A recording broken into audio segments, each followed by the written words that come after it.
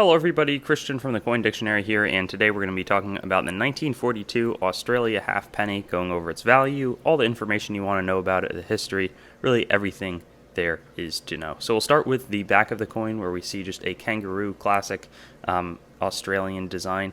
He's jumping in midair, and then the only other thing is that this KG stands for George Kruger Gray.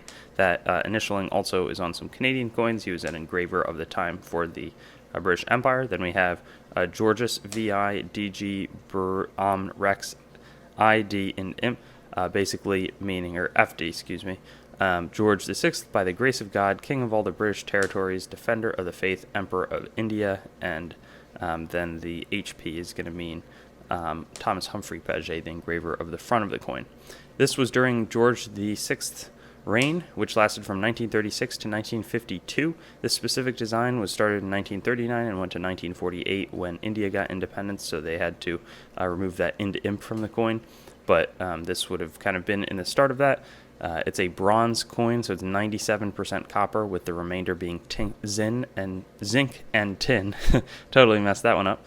And we got a halfpenny valuation, meaning that 480 of these would have been 1 Australian pound. So it's really a small amount of value circulating at that point. The pound was from 1910 to 1966. I think that they moved over to $1 at that point, which they still have today. It weighs 5.67 grams and has a 25 millimeter diameter, so it's a little bit bigger than a U.S. nickel for reference, though it's probably slightly less thick at 1.7 millimeters. And in terms of the mintage, one thing that I did want to point out is that there's multiple mint marks. So if it has a dot, it was made at the Perth Mint. If it has nothing, it was made at the Melbourne Mint. And if it has an I, it was made at the Bombay Mint. So here you can see that there's an I there, so that was probably made at the Bombay Mint, while this one doesn't seem to have anything, so that was made at the Melbourne Mint. And there were only 720,000 made at the Melbourne Mint. With the dot, there were 4,334,000 at the Perth Mint, and with the I, there were 6 million made. So this is the most valuable of them. This is probably like a $3 coin in this condition, whereas this is probably like a 50-cent coin. But with uncirculated coins, the values can get really large really quickly, so you want to look at those absolutely.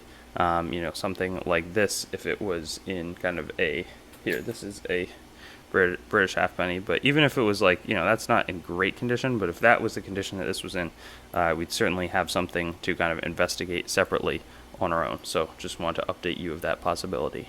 Thanks for watching the video. My name's Christian, and I own The Coin Dictionary, and I'd also encourage you to visit us at our website, thecoindictionary.com, and on Instagram at thecoindictionary. And I'd also like to draw your attention to some other helpful coin resources, such as my other YouTube channel, Treasure Town, which does more in-depth videos about coins and collectibles, as well as some resources like coinmeltprice.com, which shows up-to-date precious metals pricing, as well as the melt values of the coins that you own, coinsmetalscards.com, which will both be a marketplace and a news source for coins, metals, and cards, as the name suggests, as well as whatsthegrade.com, which will develop into a stickering service for already graded collectibles. Have a great day, and I hope to see you on some of our other videos.